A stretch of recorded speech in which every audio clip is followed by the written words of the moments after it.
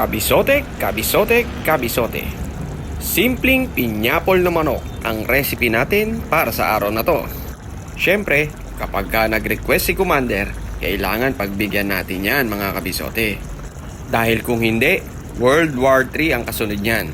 Simulan natin sa pagprito ng carrots. Nagbibigay ng masarap na flavor yan kapag piniprito. And then isunod mo na yung bell pepper. Konting mekos-mekos lang, then iset aside mo. Minarinate ko rin pala yung chicken sa paminta, patis, at yung syrup po ng Dole Pineapple Tidbits. After 30 minutes na ka-marinate, i-pan-seared natin yung mga chicken natin. Sa ganitong paraan, nagdadagdag po kasi ng flavor yan. Mga browning na yan. Same pan, igisa mo na yung mga aromatics, bawang at sibuyas, tapos ibalik mo na yung chicken, then yung marinade natin. Lagyan mo ng bell pepper and then yung all-purpose cream. Tapos, yung Dole Pineapple Tidbits. Dole, baka naman!